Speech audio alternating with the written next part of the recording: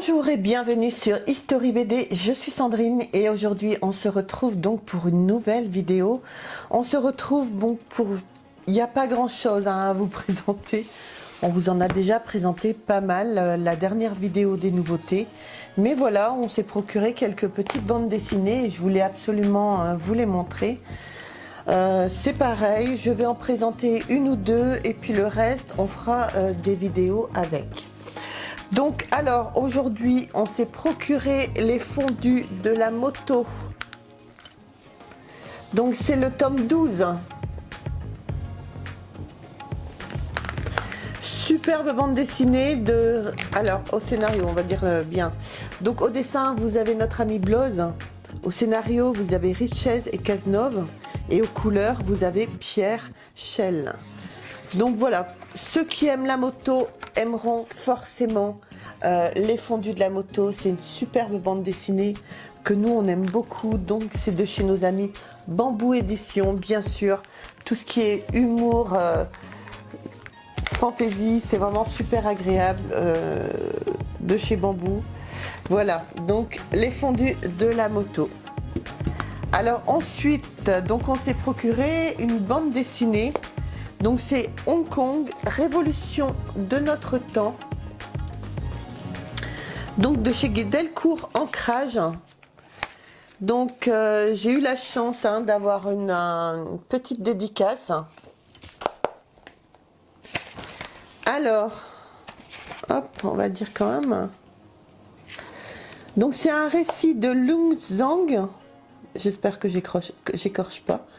De Adrien Gombeau et mise en image par Ango. Alors on va dire que c'est pas vraiment une bande dessinée, c'est plus pour vous raconter l'histoire de Hong Kong. Je vous fais le petit résumé en images, comme ça vous vous rendrez mieux compte.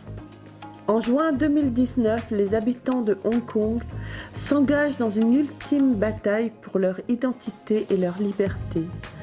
Pendant ces jours et ces nuits de matraques et de gaz lacrymogènes, un professeur se remémore le destin de la dernière colonie de la couronne britannique, magnifique et insoumise à l'orée du delta des Perles.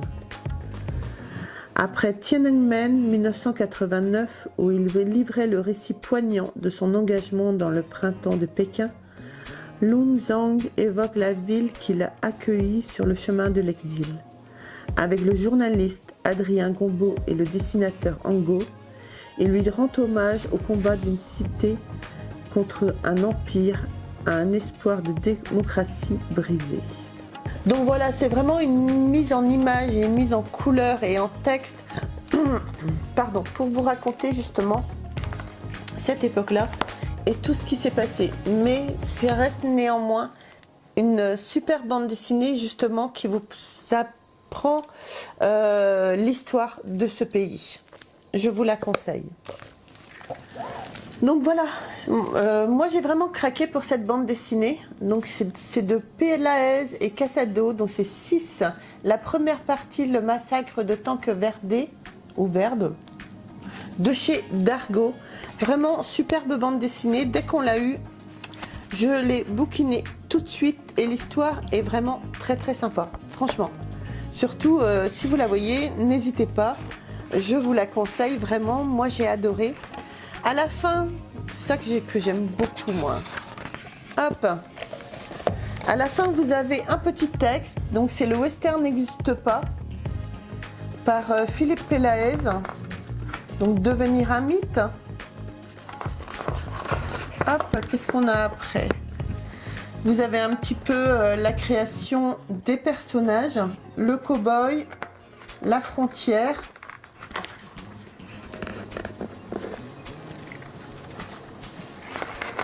Voilà, l'Amérique se met en scène.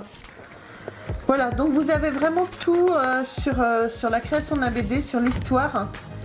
Et sincèrement, moi j'aime beaucoup, elle est vraiment très très sympa. J'ai craqué tout de suite. Allez, on se fait la narration et on se retrouve tout de suite après.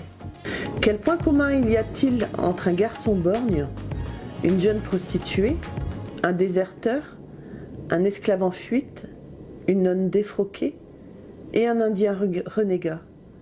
En apparence, aucun. Rien ne les rapproche. C'est le hasard et la chance qui les ont amenés à se rencontrer. Car rien ne les rapproche. Rien, sauf peut-être la quête de l'or, promesse d'une vie meilleure, d'un avenir digne de ce nom dans l'Est américain violent et sauvage des années 1850. Kid, le jeune garçon éborgné durant une agression qui a décimé sa famille, leur a promis une montagne d'or s'il l'accompagne dans les Black Hills, où il doit récupérer un document de la plus haute importance. Avec ce premier tome d'une série en 4 volumes qui bouscule les codes habituels du western, Philippe Pelaez renouvelle notre regard sur l'Ouest. Il passe au premier plan des personnages d'habitude invisibles ou cantonnés à des clichés comme les Noirs, les femmes, les guerriers indiens, dans une fresque haletante et magnifique par le graphisme expressif de Casado. Donc voilà, comme vous avez pu voir, les petites planches, tout ce qui concerne cette bande dessinée est vraiment magnifique. Alors le dépôt légal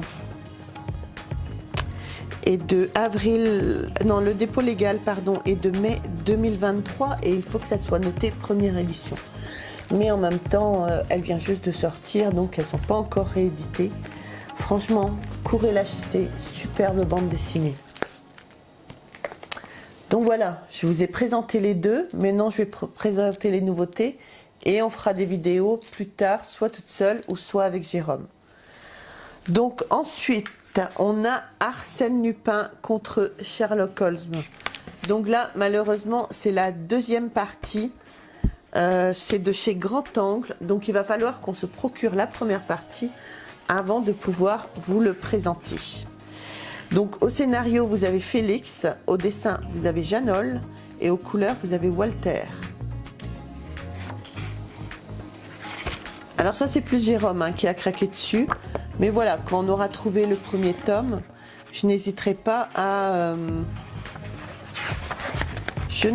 Attendez, je regarde. Arsène Lupin. Très sympa. Je n'hésiterai pas à vous la présenter, comme je vous disais, soit toute seule, soit avec Jérôme. Donc également, superbe bande dessinée. Donc, Nautilus de chez Glénat. Alors, au scénario, vous avez Mathieu Mariol. Au dessin, vous avez Gwenaël Grabowski.